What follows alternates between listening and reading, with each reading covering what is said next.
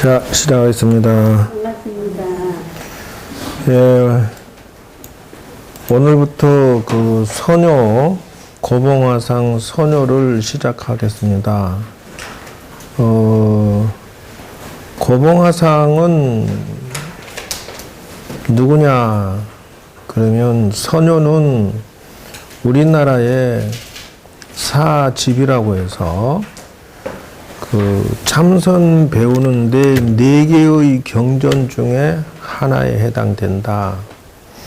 그래서 도서, 선효, 조려, 서장 이렇게 해서 성가대학 그 강원에서 이거를 배우고 있어요. 그러니까 선효를 모르면 성가대학, 즉 말하자면 스님들이 참선을 배우는 과정을 통과를 하지 않았다. 그런 거예요. 참선은 왜 필요하냐?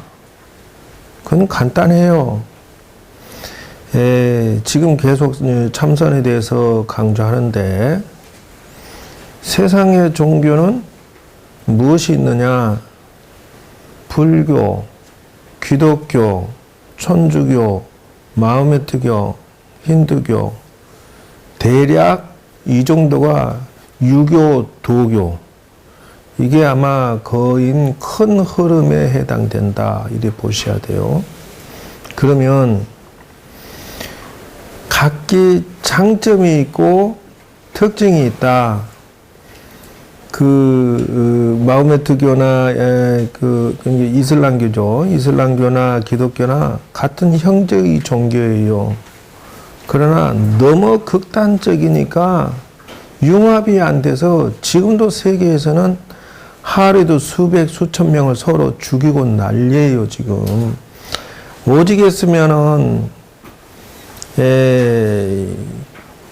유럽으로 그 백성들이 탈출하느라고 수십만, 수백만이 탈출하는 난리 구석이다. 그래서 내가 개인적으로 생각할 때에는 왜 그렇게 바라보느냐는 거예요. 다시 말하면 이렇게 옆으로 보면은 되게 좁은 긴 직사각형으로 보여요. 이랬을 때는 세상 만사가 다 요 정도 사이즈로 보게 돼 있어요. 또 이거를 갖다가 이런 식으로 보면은 넓은 직사각형이 돼요. 그래서 세상 만사가 다 이렇게 보인다는 것이에요. 자, 여러분이 봤을 때 이래 보면은 뭐가 쏙 들어간 직사각형이에요. 긴 직사각형이다 그 말이에요. 그러면 이렇게 보면 어떠냐? 좁은 직사각형에 푹 패였어요. 자, 어떤 것이 가장 바르게 바라본 논리고 철학이고 사상입니까? 좁은 직사각형이 맞다. 긴 직사각형이 맞다. 푹 꺼진. 아니면 볼록 튀어나온 긴 직사각형이 맞다. 아니면 넓은 직사각형이 맞다. 자, 넓은 직사각형이 맞다는 분 손 들어보시오. 그러면 좁은 직사각형이 맞다는 분 손 들어보시오.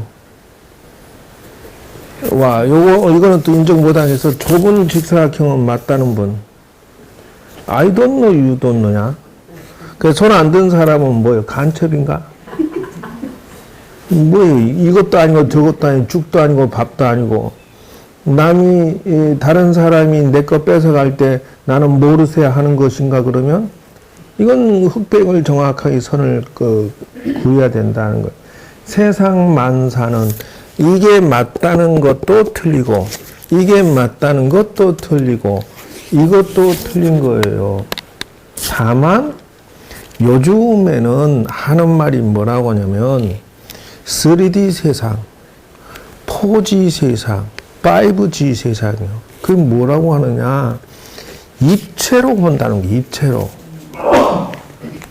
그래서 지금 갤럭시 7 내놓으면서 무슨 이렇게 고글처럼 쓰고 말이지. 입체적으로 세상 만사를 보는 그런 것을 내놓겠다 이렇게 자랑하잖아요. 똑같아요. 전원을 꺼서 밑에 빨간 거 눌러요. 오케이 됐어요. 그래서 이거는 그냥 통째로 책이에요. 이렇게 보는 사람이 맞다라는 거예요. 바로 그것처럼 우리는 편견 편식에 속아서 자기 인생을 합리적이고 과학적이고 바르게 보고 판단하고 끌고 나가지 못하고 있어서 자신의 인생을 어마어마하게 손해를 보고 있다. 자기 인생 손해보고 망가뜨리면 누구만 손해냐? 그거는 피눈물 나는 게 뭐냐면 모택동이가 무슨 놈 대약진 운동 해가지고 농사 짓는 공산주를 전부 통일한 다음에 약진 운동해서 굶어 죽은 사람이 4천만 명이요. 이게 정상이냐는 거요.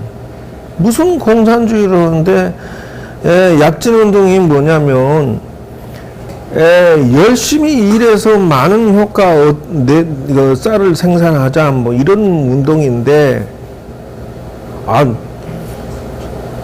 대충 한 놈도 한 대빵 한 달 되면 죽어라고 한 놈도 한 대빵 그러니까 생산이 안 되고 결국은 다 수천만 명이 굶어 죽었다 그 말이.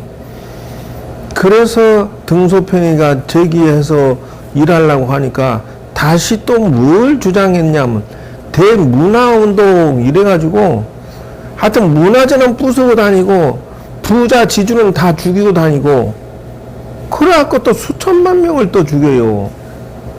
그러다가 이제 지 체력이 다 돼갖고 지가 죽음으로써 등소평이 딱 올라서서 그때 주장한 게 뭐냐, 공산주의면 뭐하고 민주주의면 뭐하냐, 백성을 밥 먹고 살게 해야지 이러면서 중국 역사에 훌륭한 인재가 나와서 중국을 오늘날 세계 부국으로 이렇게 강대국으로 만들어 놓은 것이다.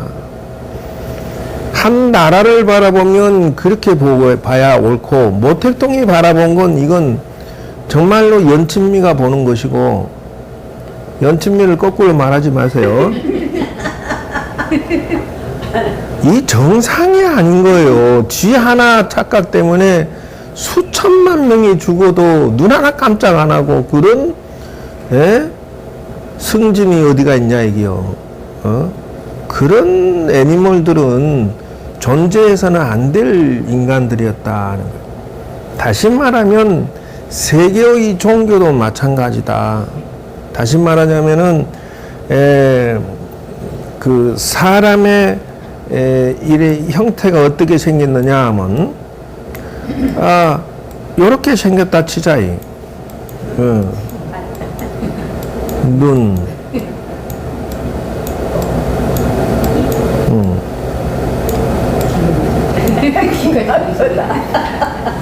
예.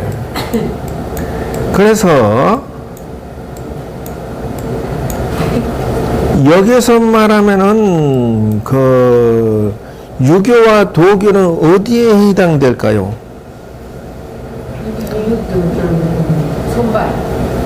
유교 도교는 사람의 인생에 있어서 도교는 건강 철학에 해당된다. 이렇게 바라보면 좋아요. 왜 그러냐면은 그 단전호흡이라든지 무의자해라든지 사람으로 하여금 인생을 건강하게 사는 것만 장점을 뽑으면 돼. 그 다음에 유교는 무엇에 해당되느냐? 유교는 규칙을 배우면 돼요. 규칙. 인간의 윤리, 이 도덕, 인간의 그 처세술, 이 법이라든지 규칙을 거기서 장점을 뽑아서 사서삼경이라든지 상강오류라든지 인의지신 뭐 이런 규칙성들이 우리 사회 질서에 막대한 도움이 된다. 그래서 양반 쌍놈 이런 거 그냥 버려버리고 장점만 흡수해서 내 자녀들에게 인성교육에 사용하면 대끼리고 띵호하고 오라이 띵호와 오케이 좋다. 한꺼번에 4개국어를 썼다니. 오라이 띵호와 오케이 좋다. 예. 그 다음에 데킬라까지는 넣으면 안 되지. 자, 여기에서 또, 기독교, 천주교, 마호메트의 공통점이 있어요. 신이 아니라, 여기에는 이들은 세상을 살아남는 생존 게임의 가장 중요한 기술을 가지고 있어요. 뭐냐? 전쟁 철학이에요. 그렇게 생각하면 안 돼요. 전쟁 철학을 쉽게 생각하는 사람은 존재할 가치도 없고 존재하지도 못해요. 내가 힘이 없는 사람은 살아남을 수가 없어. 어쨌든 독수리가 먹이를 갖다 주면요, 잘난 놈만 받아 먹어요. 못난 놈은 자꾸 작아져 못 먹고. 근데 애미가 그걸 알면서도 똑똑하고 강한 놈만 먹이를 주라고 하면 줘요. 결국은 도태된다 그 말이에요. 그게 전쟁 철학이라고 하는 것은 다시 말하자면 여러분들이 세상의 가정을 지키고 살아남고자 한다면 불을 보면 전쟁을 치러 나서도 가정을 지키내고 싸우고 세력을 하고 권모술수와 수단 방법을 가리지 않고 살아남을 수 있어야 그 위에다가 정의를, 인생을, 건강을, 가족을 얹을 수가 있는 것이다 라는 것이요. 우리나라가 세계의 강대국의 6개국에 포위돼 가지고 찍소리 못하고 완전히 샌드위치 돼 가지고 조금만 더 나가면은 오징어처럼 납작하게 되게 생겼다 이게요. 미친 듯이 일본 놈들이 괴롭히고 북한이 괴롭히고 중국이 괴롭히고 미국이 러시아가 사방팔방에 우리를 자근자근 들들 볶고 있는 상황에, 그리고 거기에 정의라고 있는 줄 아세요? 오직 이익만 있다라는 것이요. 그래서 전쟁과 이익은 여기에서 무시하지 말고 배워야 된다 그 말이에요. 왜? 나 이외에 나머지 것들은 다 죽여도 죄가 아니다. 그런 논리를 가지고 있다는 거예요. 그래서 기독교, 천주교, 마호메트들이 부자가 많아. 전쟁 철학을 가지고 있어서 그렇다. 그거는 배워서 마땅하다. 지금 한 집안이, 여러분의 한 집안이 살아남으려고 하면은 이것이 하나, 둘, 셋이 필요한 겁니까? 안 한 겁니까? 그러면 어떤 걸 버릴 거예요, 저 중에? 어떤 걸 버릴 것이요? 하나도 없네. 전쟁을 버려야 되는. 버리면 힘이 없으면 발표해야 돼요. 뺏겨야 돼요. 잔인하게 진이김을 당해야 돼요. 자존심도 필요 없어요. 노예가 되는 길밖에 없어. 중국 조금 비유 맞춰줬더니 사드 넣지 말라고 공갈 협박하는 거 보세요. 네? 일본 독도는 지긋 땅이라고 쌩 억지 쓰는 거 보세요. 옛날에 힘이 약해가지고 독도를 공유지라고 해서 허가를 해준 적이 있어요. 그래가지고 일본 독도 들어갈 때마다 우리 들어간다 그러고 통보해요. 그러니까 일본이 기고만장해서 세계 누구들이 인정한 공유지라고 포기를 했으니까 우리 거라고 대놓고 시비 걸 수밖에. 그리고 시네마인지 뭔지 세계에서 그 현에서 그 시에서 가장 강력히 죽도는 일본 땅입니다라고 1년에 한 번씩 세미나를 해요. 그 군청에서 온 시민이 다 모여갖고 데모하고 한국 놈 죽여라, 조져라, 쫓아내라, 밟아라, 막 왜 우리 땅을 차지하고 있냐 이렇게 데모를 하는데요. 재미있는 것은 세계에서 1년 중에 가장 관광객이 많은 도시가 그 도시야. 한국 사람이 그 도시를 관광지로 가면서 돈을 60% 세계 국민이 다 구경 가도 한국 사람 60% 관광 수입비를 올려주고 있는 머리가 띵한 우리나라 사람이야. 아주 미쳐도 홀랑 미쳤어요. 맞습니다. 아유, 정말. 아니 자존심도 없어요. 그 시에서 1년에 한 번씩 그러니까 국회에서 아베 정권에서 장관이 거기를 참석을 해. 1년에 한 번씩. 죽도는 우리나라 땅하고 데모를 하는 그 날에 죽도의 날에 시네마현에 참석하는 그 동네를 세계에서 가장 많이 관광 수입을 올려준 나라가 우리나라다 이게. 진짜 이상해. 누구 마누라는 내 거야라고 하는데 맨날 두들겨 터지면서도 뺏기면서도 그 사람한테 돈은 제일 많이 갖다 줘. 그 남자 있으나 마나? 그 남자 그 여자는 또 다시 입장 바꿔서 그 남편이 말이요 세컨드를 얻어갖고 1년이면 자기보다 돈을 60% 더 많이 갖다 줘. 저 세컨드한테. 근데 세컨드는 내가 본처야라고 1년에 한 번씩 노래를 불러. 근데 본처는 갖다 줘라, 갖다 줘라, 갖다 줘라. 돈 벌어서 갖다 줄게. 얼른 갖다 줘. 몰라? 그걸 몰라요? 아니지, 그건 아니지. 야네도 웃기는 게요.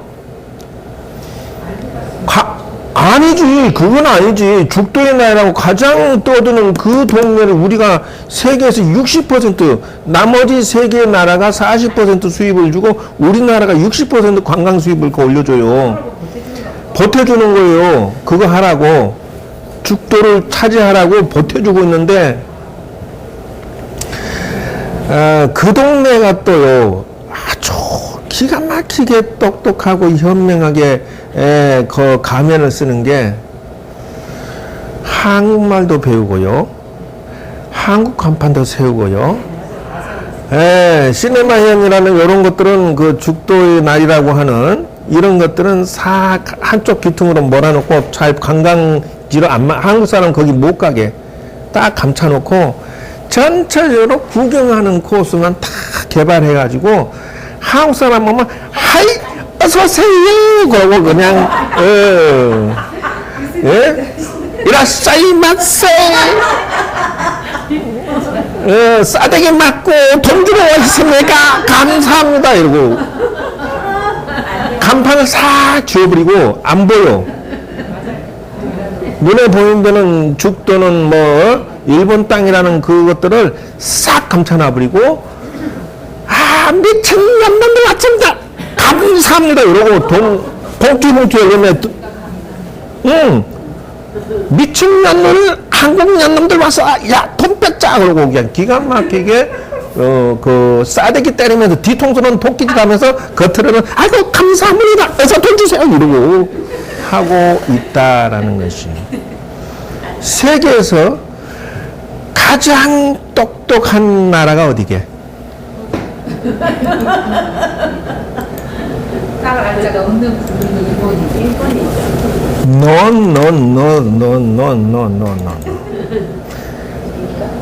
세계에서 가장 똑똑한 나라는 대한민국입니다. 거꾸로 똑똑한가요? 거꾸로 똑똑. 그게 아니라 세계에서 가장 유전자가 아주 복잡하게 섞인 나라가 우리나라예요. 세계 16개국, 18개국이 와서 전쟁 치르고 일본이 우리나라 점령했다가 중국이 점령했다가 왔다리 갔다라면서 우리나라는 보면 세계의 유전자가 집합 장소가 돼가지고 가장 두뇌가 유전자가 발달된 나라예요. 근데 재미있는 것은 이스라엘이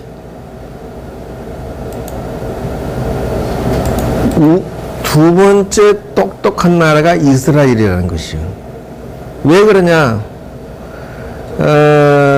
이스라엘도 이 나라 저 나라 떠돌아다니면서 막 자탕으로 섞여가지고 유전자가 아주 다양하게 섞여가지고, 그러니까 친인척끼리 결혼해서 그 형제끼리 결혼해서 자식 낳으면 전능하나 이상한 아이가 태어난대요. 그래서 형제끼리 유전자를 섞지 않는 이유가 그거라는데, 뭐가 됐든 얘네들은 어떠냐 하면은요, 창의적인 생각이 가장 뛰어났다. 그게 무슨 말이냐면은, 와 얘기를 요 선회를 해야 되는데 여기까지 중간으로 뛰어들어가. 아이가 하지 말자. 재밌어요. 이거 해서 이제 가는 거죠, 이분 때문에. 뭐라 카노? 아니, 우리나라 사람 때문에 열받은 거지. 아, 나 아주 그것도 다 준비를 해놓고 있는데, 아유, 나 또 생각하니까 받네 또. 일본 가는 사람은 좀 이해가 안 돼. 살짝 좀 봐도.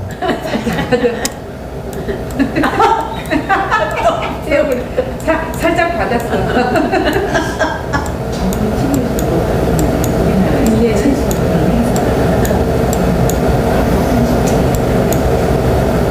생각이 없어서 너무 우리가 이기주의예요. 지만 같은데. 그게 아니라 너무 단합이 안 돼. 단합이. 일본 사람들은 우리나라한테 게임이 안 되는데요. 재미있는 것은 가네들은 셋, 넷, 다섯, 열 모이면 똘 뭉치고, 우리나라는 걔네들 3명, 4명 정도 혼자서도 그냥 밀어붙여 볼 수 있는 똑똑하고 힘이 있고 키도 크고 잘났는데요. 3명 이상 모이면 그때부터는 콩가루가 돼버려. 둘만 괜찮고. 재미있는 것은 형제도 안 돼. 네, 맞아요. 콩가루가 돼가지고 서로 뺏어 먹겠다고 돼지게 싸우는 정도가 아니라 왼수가 돼버린대요. 동업을 하면.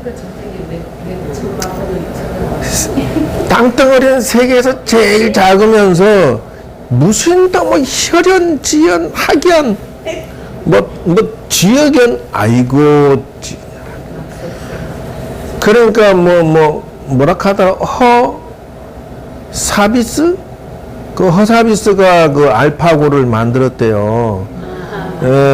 이게 컴퓨터 1200대를 합쳐놓은 것만큼 똑똑한데, 그걸 만든 애가 이스라엘 애야. 이스라엘, 맞아. 아니, 혼합인, 유태인인가 혼합인인데, 어찌됐든 그런 친구가 우리나라에 없느냐면 있대요. 수도 없이 많은데, 우리나라에서는 다 죽여버려가지고 씨앗이 없고, 걔네들은, 살아남는다는 거예요. 이유가 뭐냐면요, 창업지원센터라는 게 있어요.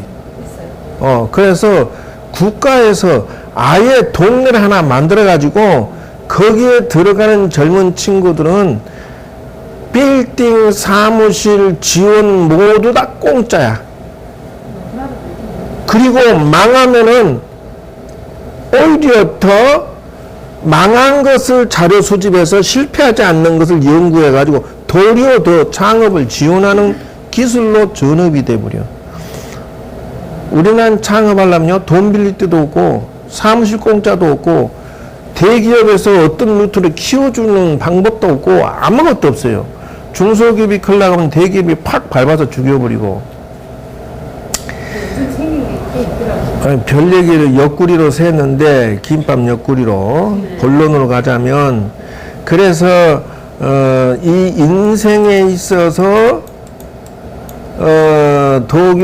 도교는 건강 철학에 해당되고, 그 다음에 유교는 치세나 대인관계, 인간 관계의 규칙을 배우고, 이게 그래서 인간관계의 규칙을 배우지 않으니까 사람들이 막행, 막식, 수단, 방법이 없어져서 부모가 자식을 갖다가 그 관서에서 죽여버리고 따닥따닥 묻어버리고 이런 어떤 막 사는 게 유교의 이 인생 철학을 이 사람들이 배웠으면은 그런 짓을 할까요? 안 한다는 거예요. 핵가족이 안 됐으면 그렇게까지 안 하더라고요. 어쨌든 그거는 기독교, 천주교, 마호메트교, 이슬람교를 수입하는 통에 이들의 철학이 유입이 돼가지고 수단 방법 없이 전쟁 철학을 흡수하니까 에비에미도 이익이 안 되면 탁, 그리고 에비에미도 이용 대상이면은 어떻게든지 강제로 살살 빼먹어 버리고 이런 것이 살아남는 기술에 해당돼서 기독교, 천주교, 이슬람교는 현실주의 세상을 살아남는데 지혜로 사용하면 되겠고, 그럼 최고 마지막으로 불교는 어디에 해당될까? 누가 알아맞혀 보시오.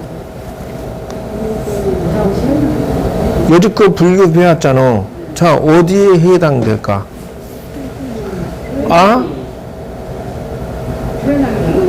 유교 섞였죠. 유교 자, 하고 건강도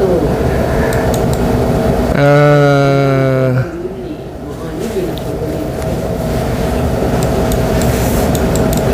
윤리나 불교는 어디에 해당되겠어요?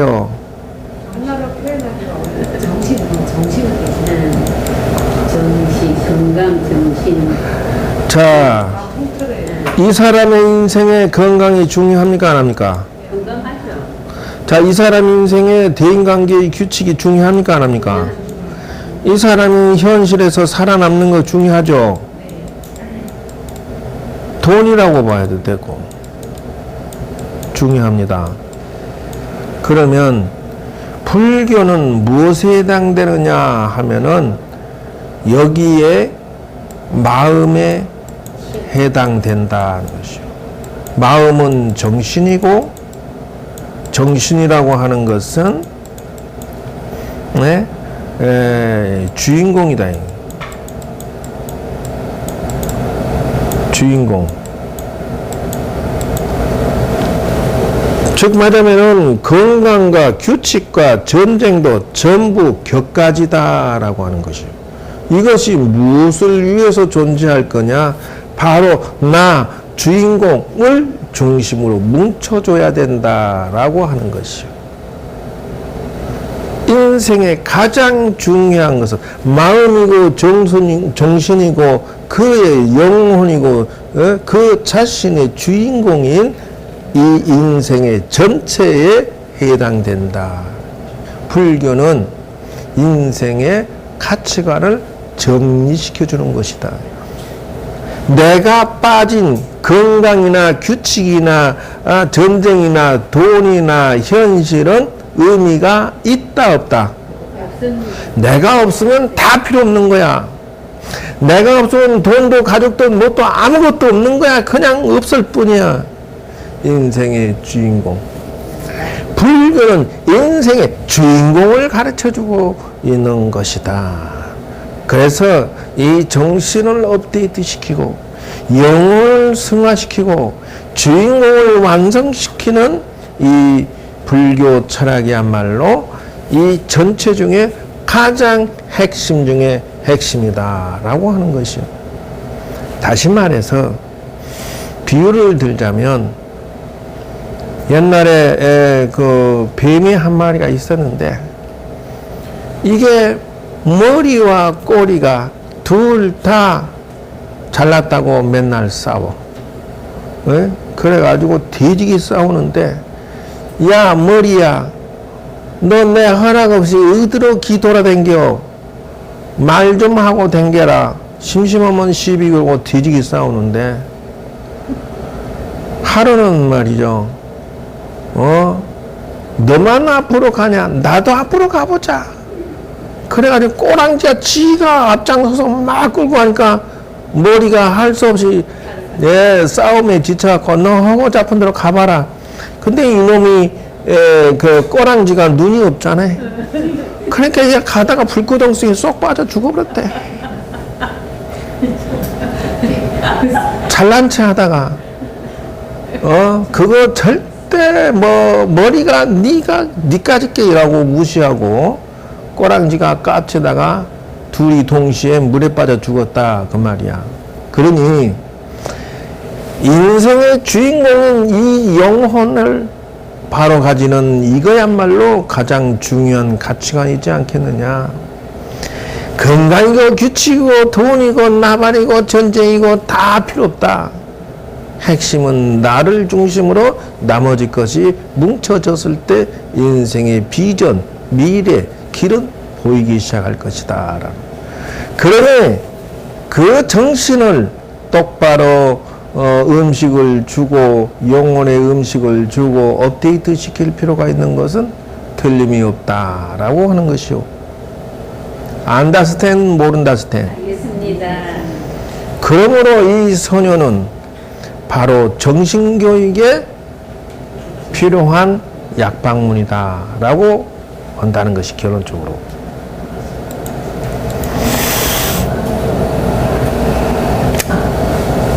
그래서 책 그 본문으로 들어가는데요. 그래서 이제 불교 공부는 결국은 자기를 그 바로 잡는 중요한 그 책임으로 여러분이 이 그 선과 명상을 배우는 것에 대해서 그렇게 그 뭐 무시하거나 또는 뭐 성의 없게 생각할 것은 아니다라고 말하고 싶은 거예요. 여러분 이제 서문은 필요 없고 그 7페이지 고봉선사의 행약이라고 나와요.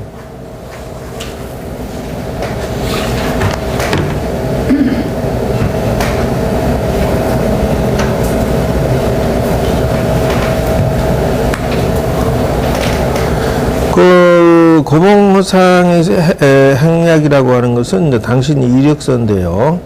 그거를 그냥 나 혼자 대충 정리를 했으니까 화면을 봅시다.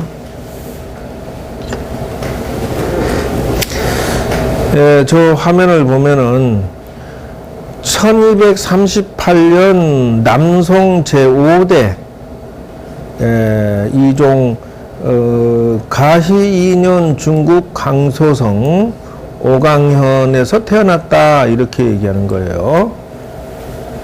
15세에 복곤성에서 미린사에서 출가했더라. 그래서 삼계를 수지하고 17세에 구족계를 배우고 받고 18세에 선태교학을 배우다가 나름대로 그 통달했다는 것이요. 그리고 20세에 대해서 교학의 길을 버리고 참선을 정자사에서 3년간 사한을 세워요. 내가 3년 안에 끝장을 보리라 이렇게 나간 거예요.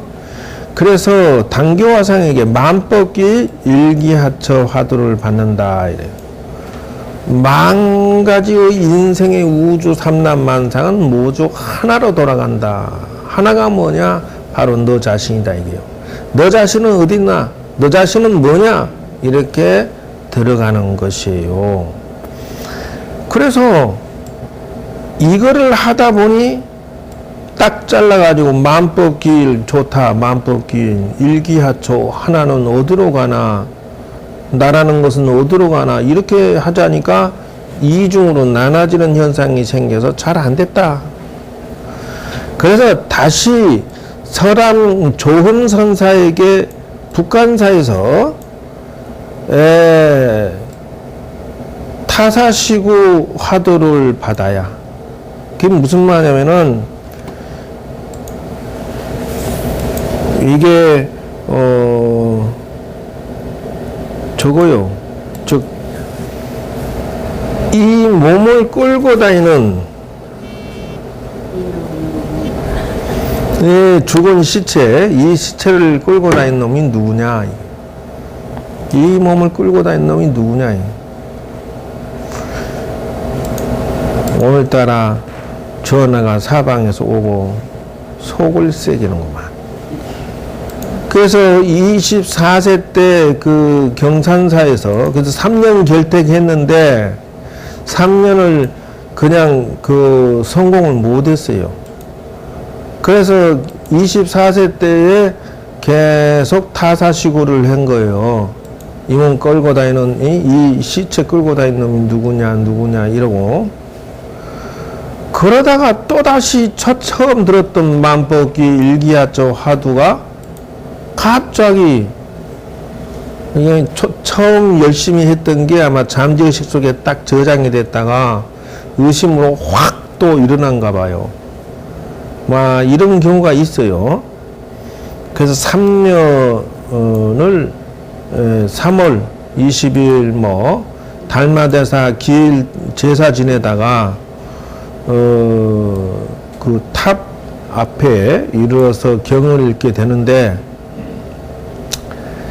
이 마지막 구절이라고 하는데 100년 3만 6천조 3만 6천 일일 동안 반수 있어요. 원래 이게 누구냐. 이것이 이제 나를 돌이킨다 이런 뜻이에요. 이게 누구 숫자예요. 누구 숫자.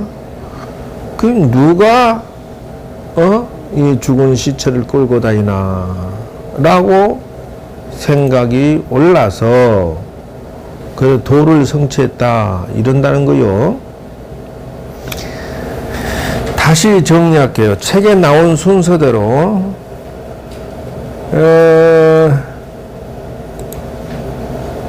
물론 그 법주 스님에게 이제 출가했는데 부일련이라고 구족계를 받고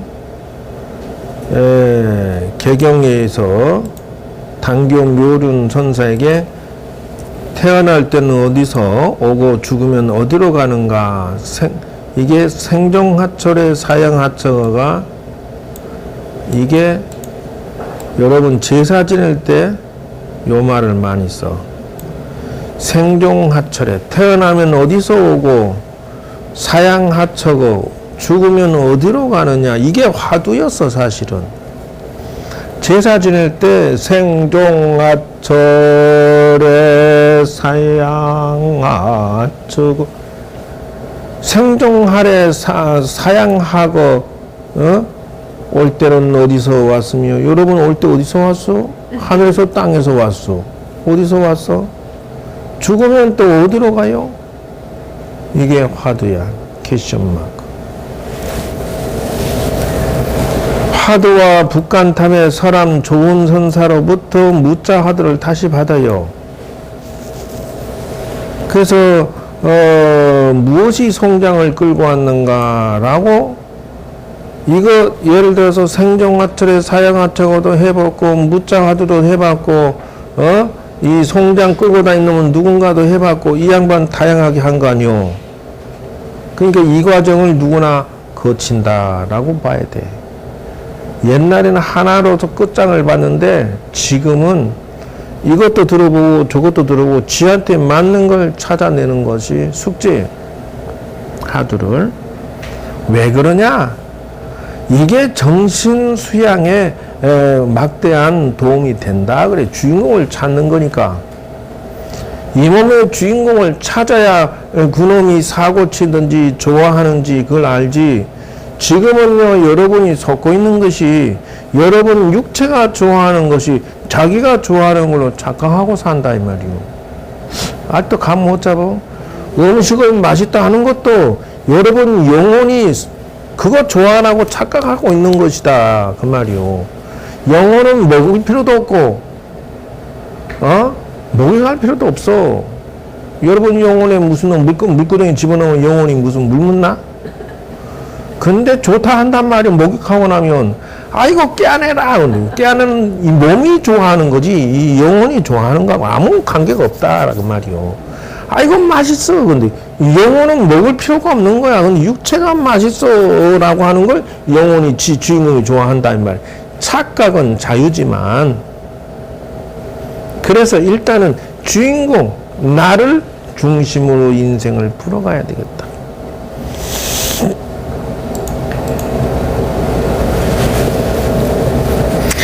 그래서 이렇게 나가는데, 여러분 교재에 이렇게 나와 있어요. 그래서 이제 뭐 일생 동안을 순후 12년, 보후 4년, 15세, 19세는 출가해서 천태교를 배우던 시기고, 출가해서 20세, 23세는 목숨을 걸고 영맹정진했었고, 그 다음에 24세, 43세는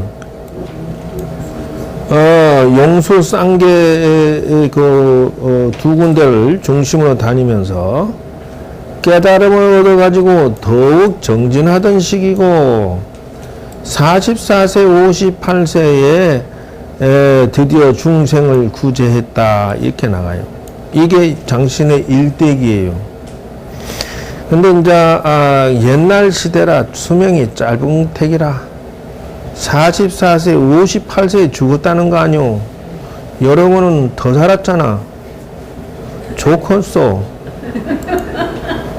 저기 깨달았지만 우리는 뭐 살아도. 그 이 양반이 58세까지 중생 교화한 게 만여 명이고, 직접 도를 전수받은 제자가 100여 명이다, 이렇게 나와요. 그래서 요것만 하면 재미가 없나? 일단은 생애는, 요건 선녀,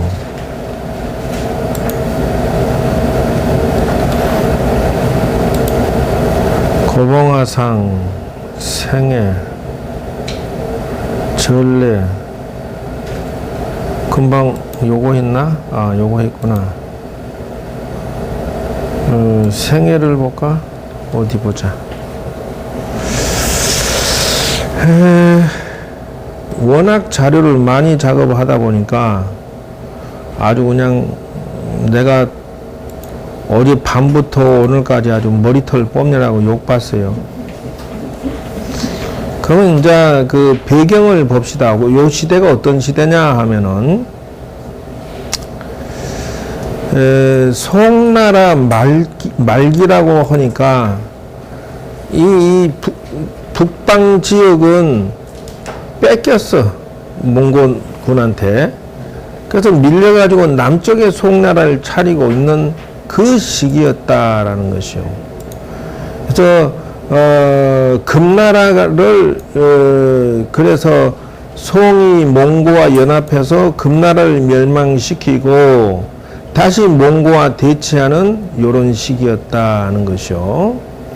그 이제 요 시기에 당신이 태어나서, 이 양반은 이제 성격이 느긋하고 무게 있으며 말과 웃음이 좋고 품행이 방정했다, 이렇게 나와요. 그래서 세계에서 가장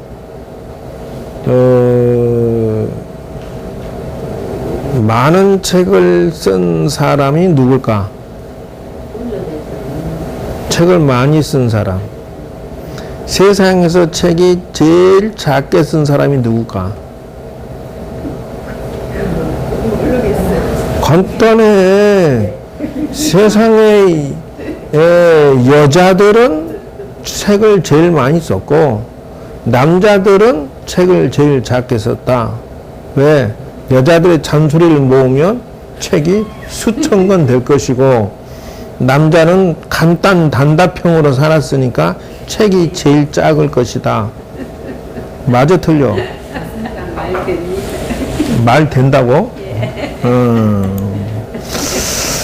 무서워.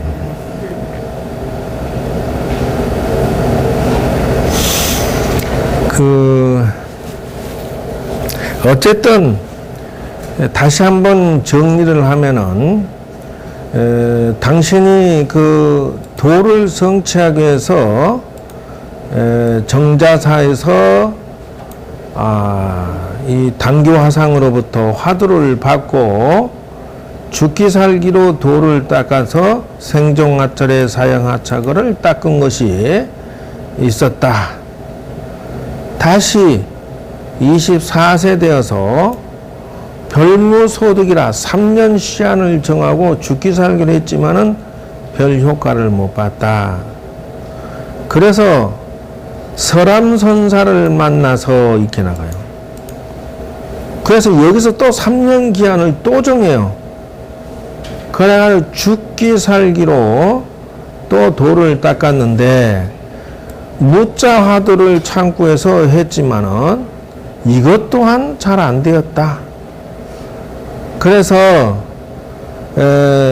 공양 시간을 제어하고는 오직 자리에 앉지도 않았고 기대지도 않았고 혼침과 산란과 싸워서 죽기 살기로 했더라.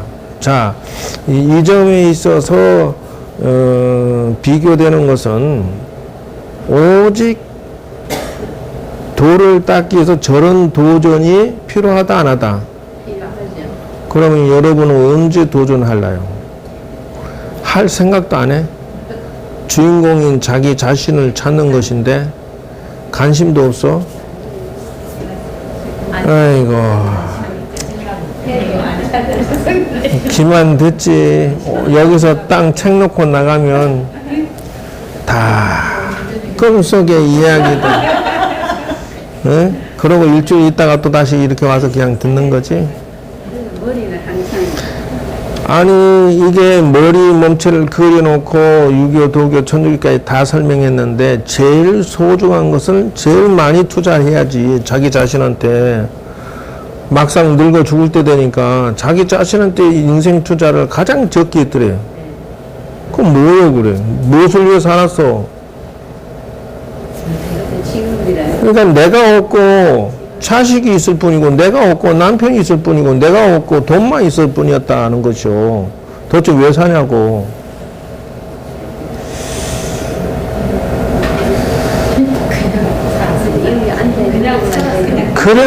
그래서 허망한 인생이 되는 거요. 자기 눈 자기가 찌르고 자기 귀 자기가 찌르고 자기 콧구멍 자기가 찔러가면서 왜 살았니? 그러면 그냥 살았어. 헛되게 허망하게. 그래서 우리가 불법을 알아서 여기 와서 공부한다는 이거가 되면 얼마나 행복한데. 그렇지. 지금 저 초밥이 있잖아. 그것이 그냥 된 게 아니라 앉아 있다가 열심히 근데 그러니까 처음부터 그런 게 아니라 나는 하여튼 3년 안에 내가 이거 그냥 끝장을 보겠다 하고 앉아서 죽기 살기로 했는데 처음에는 이게 탁 졸았대. 졸은데 어느 정도 졸았냐 하면은 그냥 앉은 상태로 그냥 머리를 땅에 대고 좌뿌린 거야. 그러니까 거기서 그냥 자존심 상하고 또 창피하고 또 뭐랄까 내가 맹세했는데 내가 이 무슨 짓이고 그러고는 딱 서는 거야. 그다음에는 섰는데 또 이렇게 기대서 자고 있더래. 그러니까 그것도 더 이제 자존심 상하고 또 속상해서 그때는 기대지도 않고 걸어 다니면서 했다 막 이러는 거요. 그러니까 만에 하나 이 말에 대해서 쉽게 생각할 게 아니라 차후에 여러분이 도전장을 던진다면 올인을 해야 또 빛이 반짝하고 결과를 얻을 수가 있다. 왜 그러냐면은 이 주인공이고 자기 영혼이고 자기 자신이란 놈은 어설피 도전해서 탁 캐치할 수 있는 잡을 수 있는 존재가 아니다는 거예요. 워낙 위대하고 워낙 대단하고 워낙 정말 고귀하기 때문에요. 시시한 투자로 시시한 노력으로 시시한 돈 몇 푼으로 얻어질 수 있는 자기 자신이 아니다라는 것을 명심하라는 거예요. 어설피 도전하고 있는 것은 씨알도 이지 않는다. 잠은 진짜 못 깨우나 봐요. 두 가지 방법은 나는 이미 캐치해 놓은 상태고 두 가지 방식이 있어요. 첫 번째 방식은 가르쳐 준 걸로 아는데 화요반은 들었다 하더라. 잊어버렸어? 여는 이제 못 들을 거고 생각도 안 나. 24세 때 그 두 번의 깨달음이 있었는데 타사시고 시체를 끌고 다니는 놈이 누구냐 요거를 그 첫 번째 깨달았고 그 다음에 이제 두 번째 깨달아서 이렇게 뭐 허공이 무너지고 대지가 꺼져 나와 남의 차별이 모두 없어졌다 이런다는 거요. 그래서 그 다음에 깨달은 건 이제 만법기 일기하처를 깨달았다 이래요. 만법기 일기하처. 그래서 이제 두 번째 깨달아서 상당히 힘을 얻었는데 설암스님하고 주고받는 그 얘기를 보면 너는 송장을 끌고 여기 왔느냐 무엇이 그러고 나름대로 도끼 쳤다고 해서 이제 하고 소리를 질렀다는 거예요. 설암스님이 몽둥이 집어들고 그러니까 오늘은 매를 맞지 않겠습니다 이랬다는 거예요. 그러니까 무엇 때문에 때리지 못한단 말인가 그러고 소매를 떨치고 나갔다. 여기 이제 돌을 깨치고 나름의 그 한마디 해놓은 거에 짓다는 그전에는 돼지기 말이었어. 맨날 가서 얻어 터지는 거예요. 이제 질문하고 얻어 터지고 질문하고 터지고 마음법이 하나로 돌아가니 어느 곳으로 돌아가는가. 이튿날 또 다시 이 질문을 큰 스님이 하니까 개가 뜨거운 기름솥을 핥습니다 이러는 거야. 그러니까 넌 이 헛된 것을 왜 배웠나. 그러니까 이제 의심할 만합니다 라고 했더라 이게요. 그러니까 이게 이제 도를 덜 깨달았다라고 혼쭐이 나는 과정이 도를 깨쳤는데도 또 혼이 난 것이에요. 그래서 또다시 큰 스님을 모시고 도를 닦는데 도를 점검받는 내용도 여러분이 참고해야 돼. 그게 무슨 말이냐. 날마다 일생사에 너 자신이 주인공이 되었느냐. 그러니까 예, 주인공이 됩니다. 요때는 제법 실력이 올라붙었어요. 잠잘 때도 주인공이 깨어 있느냐. 예, 주인공이 됩니다. 잠잘 때는 꿈도 생각도 없고 보지도 듣지도 못하고는 주인공이 어디에 있느냐. 말이 없었다. 너는 오늘부터 배우려 하지 말고 궁구하지도 말고 배고프면 밥 먹고 피곤하면 돌을 쉬어라 이랬다는 거요. 그런데 안심인명을 뭐 생각만 해라 이렇게 자기 주인공만 관찰해라 이랬다고 해요. 근데 요게 끝이 아니요. 그래서 이제 시를 뭐라고 하냐면 사주에 대성인을 칭견한 듯 하고 떠난 게 고향 돌아온 것 같네. 원래 다만 옛 사람일 뿐 옛 행위처는 바꾼 바가 없다 이랬다는 것이요.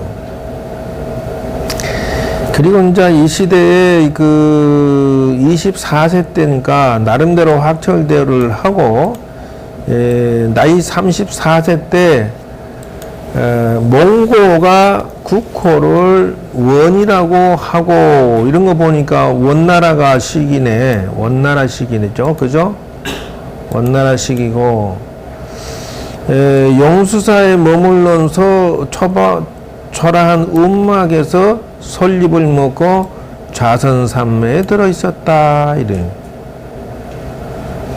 폭설로 길이 식량 공급되지 않은 적도 있었지만은 오직 선정에 들어가 있었다. 그래서 이때부터 제자를 받기 시작했다는 거요. 그래서 막 그 제자가 그렇게 수도 없이 줄 섰는데 당신은 욕심이 없었어. 절이 두 군데가 생겼어요. 시주하는 사람이 생겨가지고 절이 어마어마한 큰 절이 생겨도 상자한테 맡겨버리고 가지도 않아. 그리고 남송의 수도까지 위협을 받아서 쌍방봉으로 거처로 옮겼다 이러는데 원나라 병사가 2만 등을 차례로 함락시키고 전국이 어려웠다. 드디어 1279년 남송이 멸하고 몽고가 합병을 해버렸다. 요 당시구먼. 그러니까 고봉스님도 사자암으로 이동을 옮겨서 42세 때 많은 중생이 모이자 사관이라는 간판을 걸고 10여 년 동안 나오지를 않았어. 사다리가 아니면 오르기 어려운 험한 곳에 토굴만 지어놓고 시봉도 마다하고 이렇게 살면서 뭐 어쩌다 오면은 중생을 받아서 지도를 했다라고 하고, 고봉화상은 남학 22세고 임제의 18태 적손이다 이렇게 나가요. 이 고생을 해서 막 당신이 도를 깨치고 와도 사관에 들어온 일 없으며 도를 깨치고 한 소리요. 가도 사관을 벗어난 일이 없네. 죽음이라는 뜻이에요. 사관이라고 하는 것은 뭐 그냥 새로 된 뱀이 바다를 뚫고 들어가 수미산을 무너뜨리더라. 자기 본래 면목을 얻었으니까 그런 거죠. 그리고 세수 58세에 제자가 100명, 그 다음에 이제 4만 명이나 됐구만. 그 제자 받은 사람이. 그리고 이것이 이제 당신의 양력이에요. 제가 다 쭉 작업을 해놨는데 연구해서 양력은 이제 대충 요 정도만 해서 마치도록 하겠습니다. 자, 최종 마무리 정리. 주인공을 얻는다라고 하는 데서 여러분들이 이 선효를 접근하시고요. 그리고 이제 당신이 그 아까 법선의 몇 대라고 하는 것을 정리를 하자면, 시기적으로는 몇 대라고 하지만 북송은 금나라한테 멸망이 돼서 북송이 망했어요. 그리고 그 일족들이 남쪽으로 남하해서 남송을 만들어 가지고 살다가 요것도 그 남송도 원나라한테 또 멸망이 돼요. 그래서 320년 동안 원나라한테 통치되는 역사가 생겨요. 그리고 요 시기에 당신이 있었기 때문에 매우 고생을 했고, 세상의 이치라는 게 참 재밌는 거는 주변의 영향을 많이 받지 않느냐, 그렇게 보아지는 게 있어요. 그래서 요 당시에 유불선 3교가 함께 존재했었다. 그리고 요때 당시가 유교가 좀 이렇게 득세했어요. 그러니까 유교와 선과 같이 세상에 그 퍼져서 주류를 이루고 있었고요. 송나라 당시에 주자학이 그때 나와서 아주 그 히트를 치고 있었다라는 것이고요. 그 다음에 이제 징기즈칸이 원나라의 주인공이죠. 예. 그래서 송대의 후주 때 폐불 사건으로 불교가 타격을 입었어요. 그리고 5가 7종이 생겨서 중국 천하에 굉장한 선맥이 퍼져서, 왜 그러냐면은 교학으로만 세상을 리드하고 가르치면 안 된다. 교학이 아니라 체험으로서 주인공을 챙겨야 된다라는 역사의 터닝 포인트가 있었다라고 하는 것이에요. 그래서 5가 7종이 요 시대에 득세했는데, 그러면 그 법계 도표를 보면 이렇게 생겼다. 그러면 지금 우리가 보고 있는 주인공은 고봉원묘가 여기 있어요. 그 다음에 여러분들이 가나선의 그 송나라 때 그 가나선의 주창자가 대스님 원호불건스님, 임재의연 스님으로부터 쭉 이어가지고 이렇게 흘러내려와서 여기까지, 그 다음에 우리나라로 들어와서 태고보로 이렇게 전이가 된 것이 역사의 흐름도예요. 그러니까 임재 스님은 남종선이고, 그래서 우리나라가 임재종을 땄다 이렇게 얘기하는 거예요.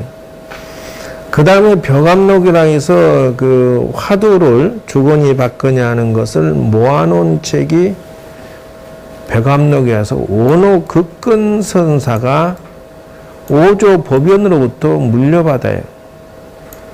그래서 원호 스님이 그걸 누구한테 넘기냐? 대스님한테 넘겨요. 그래서 여러분 교재 서장이라고 있어요. 대스님이 요때에 서장이라는 책을 만들어요. 그래서 화두가 언제 나왔냐? 원호 극근선사와 대스님이 요때 당시에 가나선이 창조되었다라고 하는 거예요. 그럼 그전에는 뭐냐 하면 묵조손이나 지관상서나 자기 마음을 관찰하는 수행으로 주로 돌았었다는 것이요. 그것이 그래서 가나선은 그러면 위파산하고 어떻게 됩니까? 위파산하고 별개입니다. 예. 그래서 요게 작품 중에 작품이다라고 봐야 되는 것이 그거고요.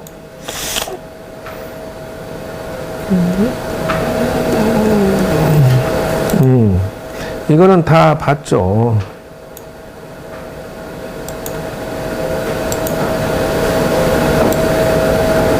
지금 내가 엊그저께 썼던 것이 무엇이냐?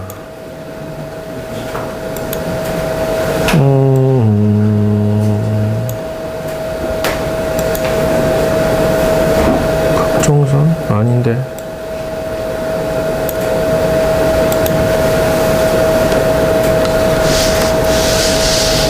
이거다. 아닌데. 그래서 이제 그 구체적인 참선 방법을 교수님이 질문을 해서 내가 한 가지 쓴 게 있는데, 이것도 아니네. 이런 진정나죠. 그게 어디로 갔나?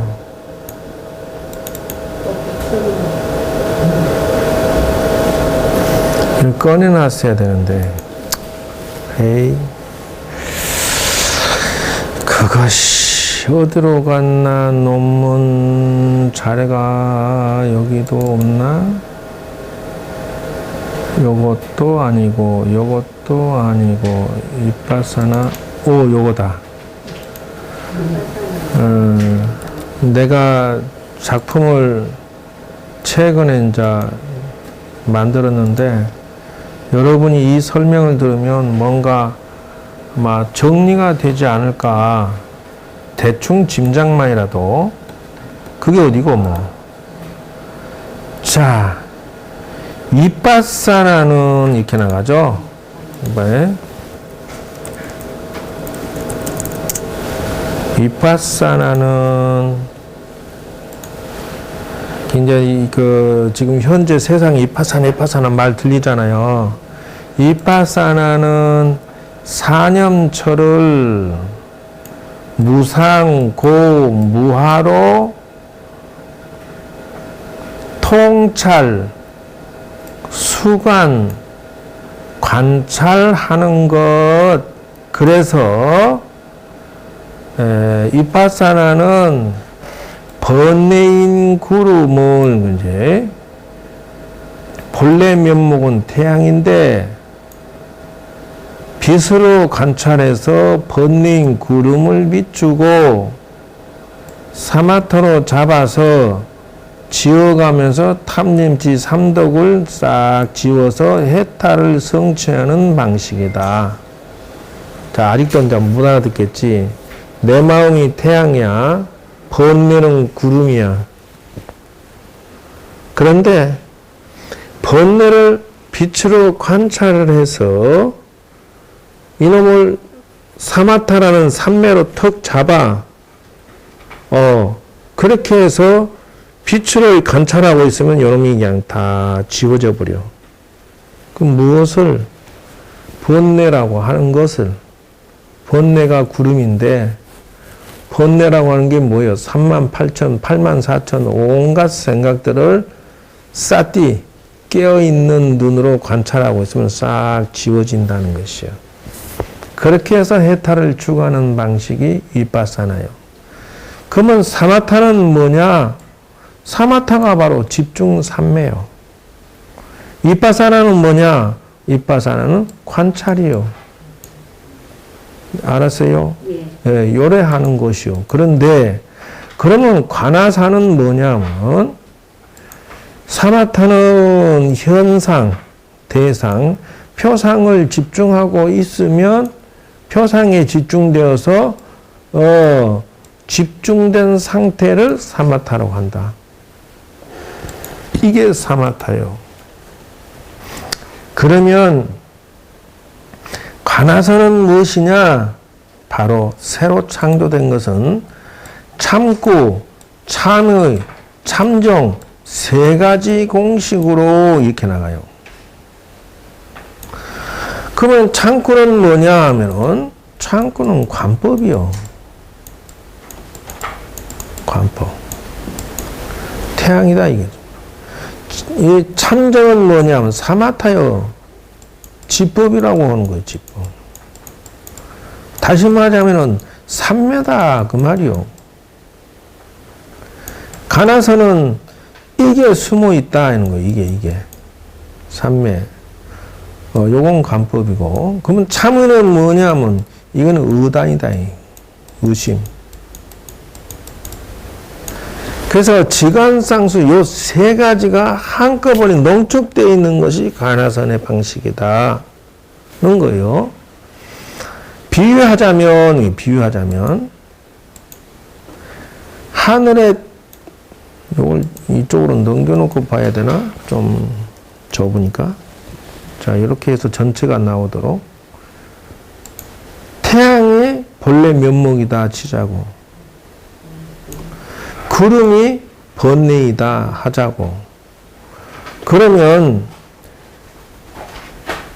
참고는 비추어 본다라는 뜻에서 구름을 비추고, 참정이라고 하는 것은 그 구름을 잡아서 모으는 작업을 하고, 참고는 참고와 참정으로 행융합을 시켜 집중하고 있으면, 그러면 참으라는 뇌관을 거기다 꼽아놔. 예를 들어서 다시 얘기할게요. 이목구 하고 있으면 생각들이 전부 이목구로 집약이 돼. 오직 하늘 땅을 봐도 걸어가도 누워도 잠을 자도 이목구로 딱 집약이 돼. 집약이 되면 그냥 놔두지 말고 여기다가 의심이라는 심지를 딱 다이너마이트 심지를 꼽아놓은 거예요. 그래가지고 어떤 상황이 되면 번쩍하면서 이게 터져버려. 번뇌 생각, 이목구 하고 있던 생각이 터져버리면 모든 구름이 일시에 그냥 싹 흩어져 버리기 때문에 태양이 반짝하고 드러난다. 자기 주인공을 찾는 방식을 이렇게 중국 사람이 새롭게 개발한 것이다. 그 말이요. Understand? 자기의 주인공을 찾는 것이 이 세상에 가장 소중한 것이고 영원한 것이라면 그래서 누린통을 성취하면서 깨달음을 얻는 것이다 하는 거예요. 이해가 돼요? 어째서 대답도 있잖아 너. 아이 참. 뭐라고 하노? 어려워? 어쨌든 지금 가나선이 요 시기에 딱 나와서 고봉음료 스님이 요 시기에 이제 선녀가 나와가지고 우리나라로 중봉명분 스님으로 넘어가고 그밤 종신으로 넘어가서 요쪽으로 내려오는 것이 서곡, 청공, 태고, 보우로 내려와서 우리나라의 교제로 정착이 돼버렸어요. 이렇게 해서. 그래서 선호를 그 우리나라에 정착이 되어 가지고 지금 현재까지 내려오게 되는 과정을 얘기를 드렸어요. 그래서 이 정도만 여러분 너무 많이 배우면 머리가 띵오아 이런데 띵오아 진땅 짱 만땅 운동화 그러죠. 맞는 얘기인데 머리가 복잡해서 못 따라와. 그래서 콤파스는 적당히 느리고 오늘은 한비자를 조금 터치하고 마치겠습니다. 한비자는 뭐냐 하면은 이 사람이 첫째 나를 아는 지혜가 내 미래를 좌우한다. 일장이 그랬어요. 그래서 저번 주에 그 한 나라가 멍청한 판단에서 자기 나라를 뺏기고 망하는 대목을 얘기했는데 오늘은 두 번째 자신의 힘을 믿지 않고 힘 있는 세력에 의지하면 망한다 이러는 것이요. 그러니까 철저하게 자기 힘을 꾸준히 길러야 된다는 것이요. 그래서 자신이 누구인지 알아야 되고 하고 싶은 게 무엇인지 알아야 되고 자신이 어떤 상태인지를 파악을 해라. 자신이 무엇을 좋아하고 자신이 간절히 원하는 게 무엇이고 일단 인생의 시작은 여기서부터 시작해라. 나는 누구인가? 명확하게 그래서 겉으로 드러나는 것에 현혹되지 말고 주인공이 중심으로 인생을 본만이 전도된다라고 그래. 그래서 본만 전도의 사건을 비꼬아서 말합니다. 무엇 때문에 그러냐? 주제가 바뀌어버린 인생이 잘못 판단하면 망한다. 그래서 이야기꾼들이 막 왕한테 가갖고 알랑방구 끼는데 그 홀랑 왕이 속아가서 망해버리는 경우가 생기니 본말 전도에 정신 차려라. 비유를 들면 첫 번째, 초나라 사람이 정나라로 진주를 팔러 갔는데 이 사람이 목난으로 상자를 아주 기가 막히게 만들었어요. 조각을 하고 이쁘게 아주 그냥 상자를 기가 막히게 만들어 가지고 거기다가 진주를 잘 넣어 가지고 그것도 상자에다가 뭐 그 진도 붙이고 사방에다가 요 못을 내고 가니까 정나라에서 보석은 필요 없고 상자만 사버렸어. 왜? 비싸니까. 근데 상자는 기가 막히다 이거요. 그러니까 이 멍청이가 상자를 적당히 좋게 하지.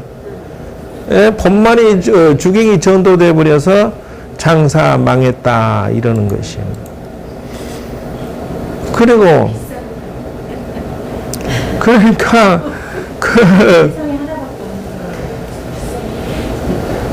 어쨌든 그게 다시 비유를 들어서 아무리 좋아도 설명을 할게요.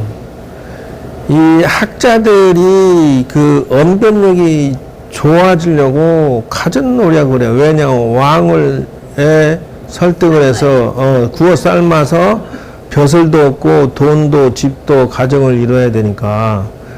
그러니까 얼마나 열심히 노력하고 학문이든 뭐든 열심히 해가지고 가서 썰을 푸는데 그걸 뭐라 하냐 한비자가 미쳤다 이요. 그놈이 그 지 이익을 위해서 움직이는 거지 왕을 위해서 움직이는 것은 그렇게 많지 않다. 그래서 전말이 뒤집어진 것을 잘 파악을 해야 된다는 것이요. 그래서 비유를 들기를 뭐라고 했냐. 옛날에 군주가 이게 두 번째 비유요. 딸을 진나라로 시집을 보냈어. 근데 시녀를 70명을 딸려 보냈어요.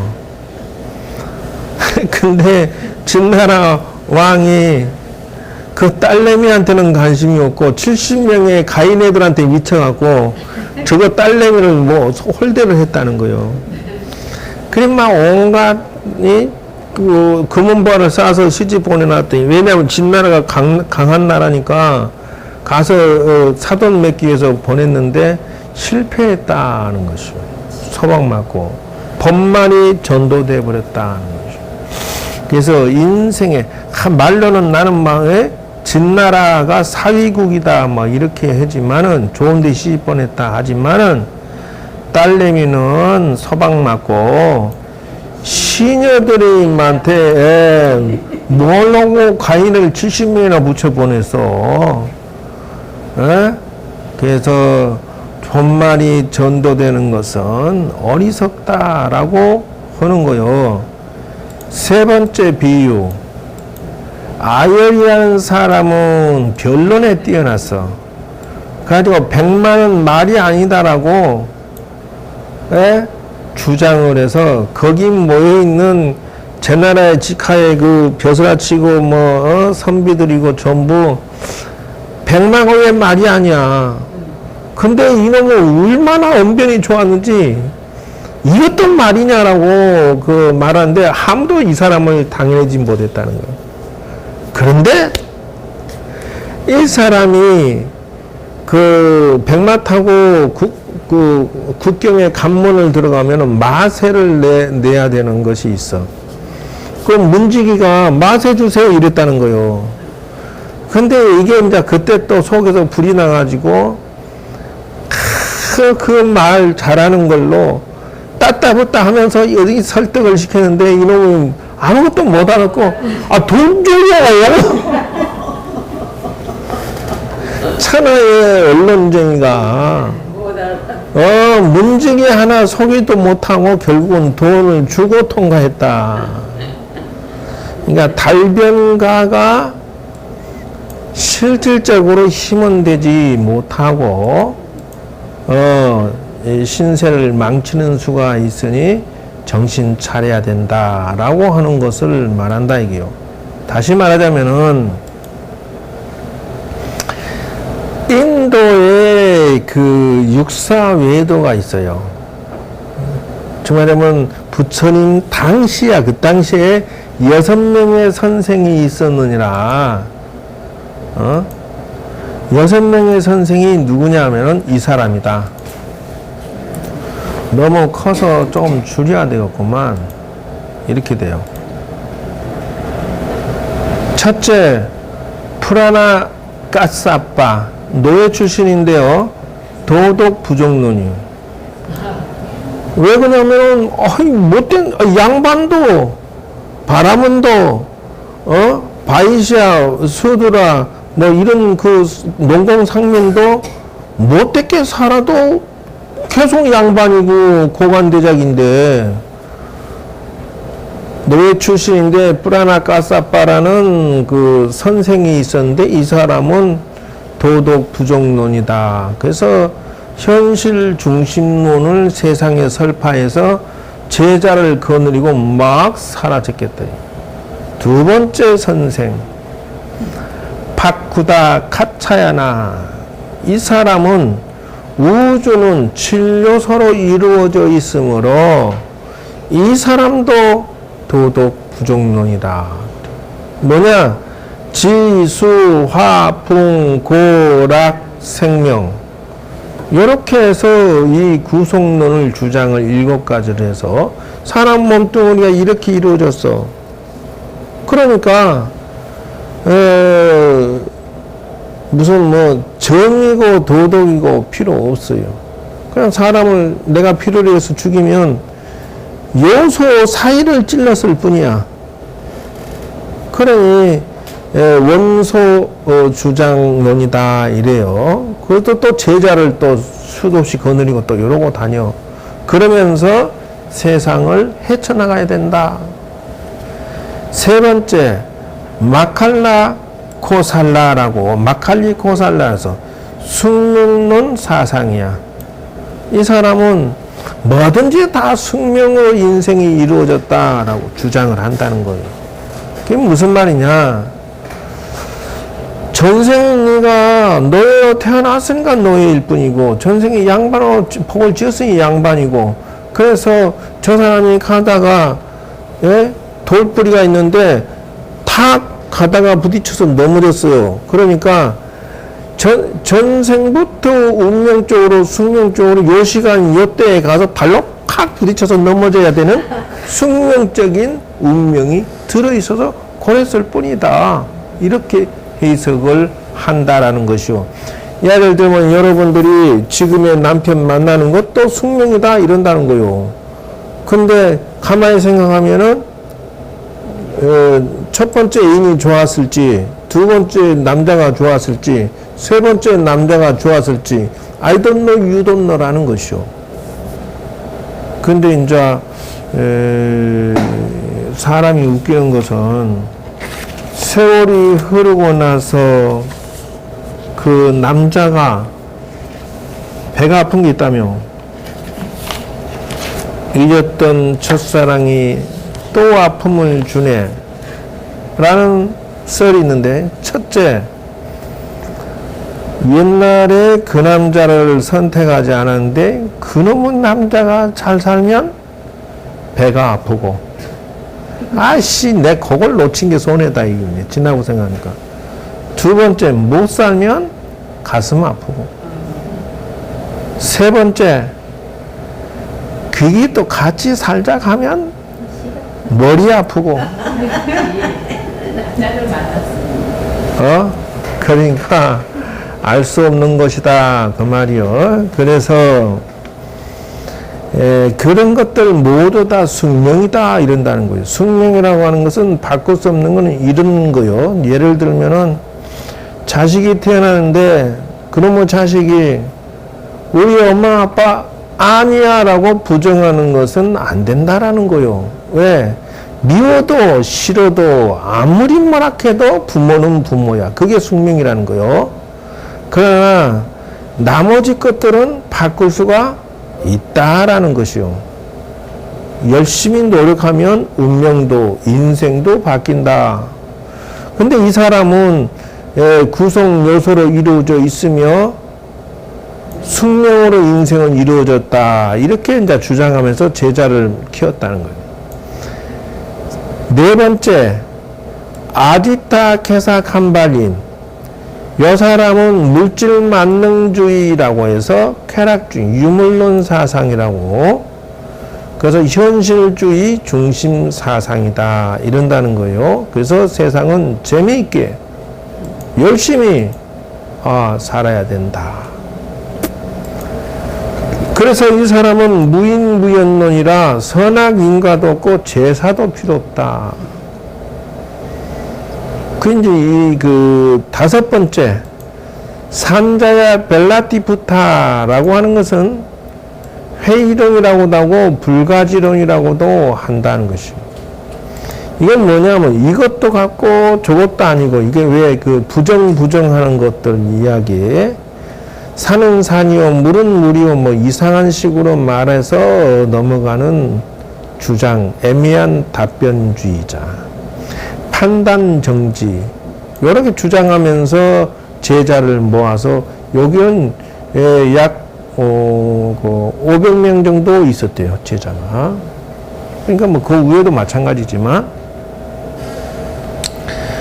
여기에 사실은 목련존자가 250 사리부트라가 250 해서 거느리고 있다가 요 사람을 추종하고 있다가 부처님을 만나갖고 두 사람이 동시에 부처님 쪽으로 개종해 버렸어.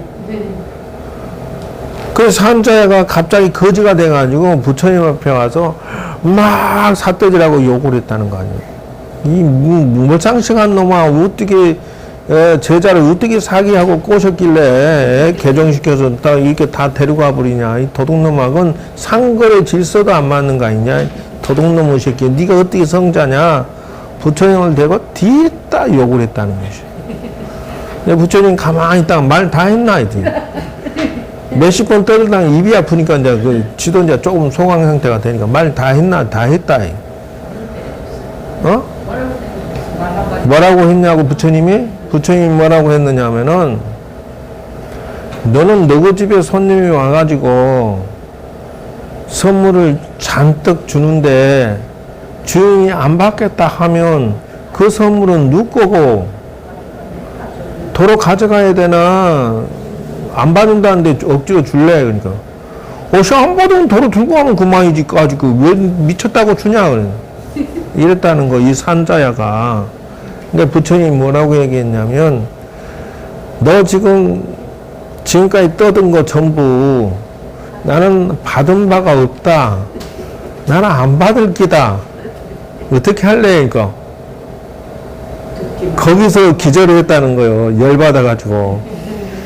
그럼 막 30분과 1시간이고 막 욕을 아주 그냥 가진 닦는 걸 다 했는데 그건 난 받은 바가 없고 받을 일이 없다. 나 안 받을래. 그러면 도로 가져가야 된다. 쥐가 대답했으니까 지금까지 욕한 거 쥐가 도로 가져가야 된다 생각하니까 불이 확 일어나서 커피를 쏟았다. 그래 열받아가지고 부처님도 아주 대단한 영감이야.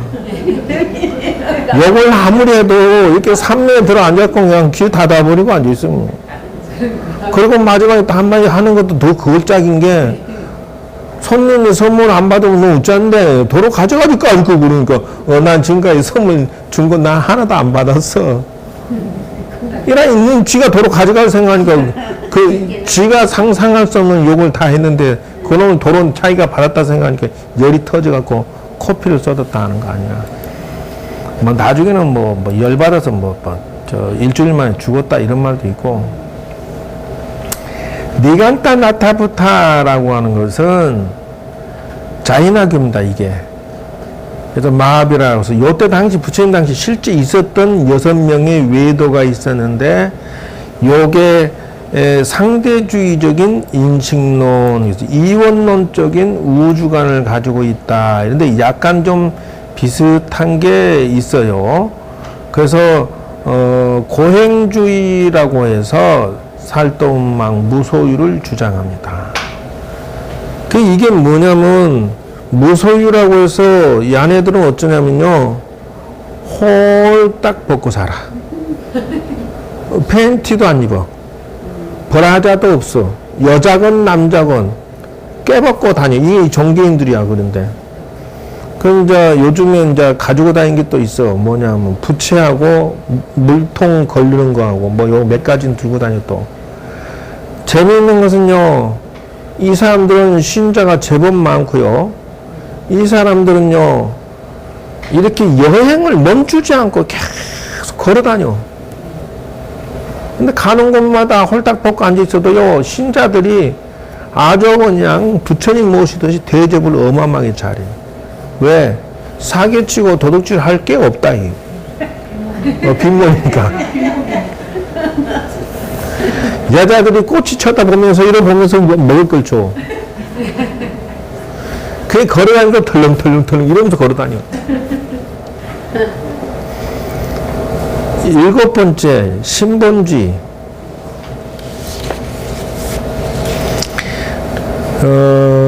세상만 사는 내가 가다가 이게 걸어가다 돌에 딱 부딪혔어. 탁 넘어졌어. 이게 신이 몇 살 때, 몇 시에, 몇 분에, 몇 초에 가다가 돌부리에 부딪히락해서 넘어졌다고 이렇게 주장한다는 거예요. 세상 만사는 전부 신이 조물주가 너가 원수 짓는 놈하고 만나는 것도 신이 정해서 만나는 거고, 원수 같은 자식 만난 것도 신이 만나서 하는 거고, 저놈은 나쁜데도 잘 살게 하는 것도 신이 살게 해서 하는 거고, 내 힘을 못 사는 것도 신이 만들어서 하는 거고, 뭐든지 다 신이 주제자가 한 것이다 라고 주장한다는 것이요. 천당은 밖에 있고 신이 만들어 놓은 그 세계만 천당이고 내 안에는 천당이 없어. 오직 종으로만 영원히 살아야만 된다라고 주장하는, 이게 신본주의야.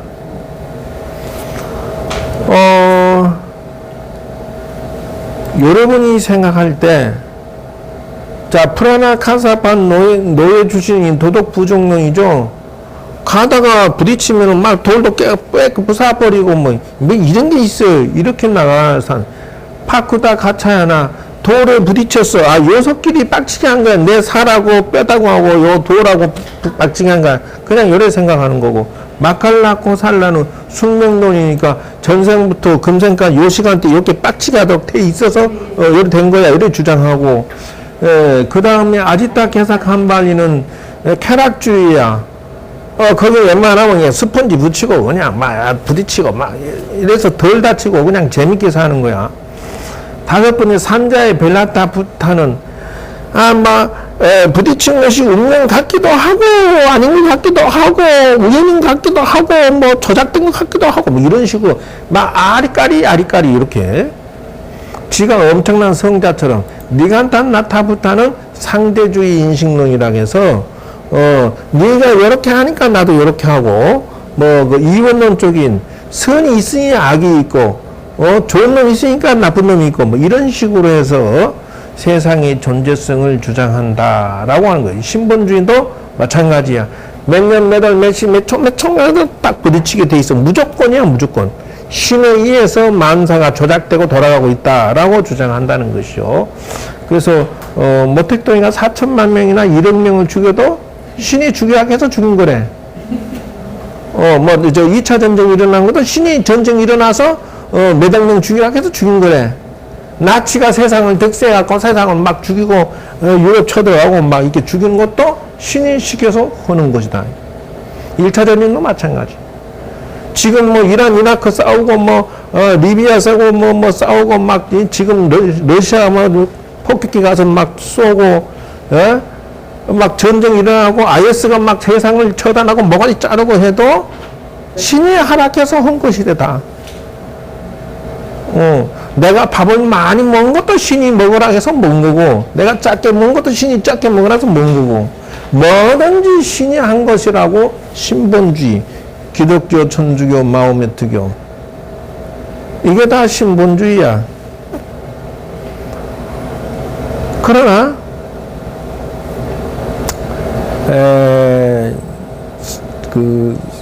사명대사가, 원효대사가 세를 한 마리 잡고 요놈을 내가 죽일까 살릴까 신한테 물어봤다는 거예요. 아니, 신이 죽인다, 이걸 죽인다고 하면 놔줘볼 거고, 신이 이걸 살린다고 하면 죽여버릴 거고, 이랬다라는 것이요. 다시 내가 여기서 일어날까 앉을까 신에게 물어봤더니 신이 대답을 일어난다고 하면은 나는 앉아 있을 거고, 나보고 앉을 거다 하면 난 일어설 거다 이러고요. 그렇기 때문에 신본주의가 말이 안 맞는 게, 여기에 신이 요걸 가지고 신통력으로 살아서 움직이게, 신이 들을 수 없는 요 세부치를 보라 한다는 거요. 근데 신통력으로 자기가 들을 수 없는 세부치를 만들면, 그 다음에 이걸 신이 들을 수 있어, 없어? 들을 수 없는 바위를 만들었으니까 못 들잖아. 그러면 전지전능하지 않지. 둘째, 이거를 신이 들을 수 없는 세부치를 못 만들면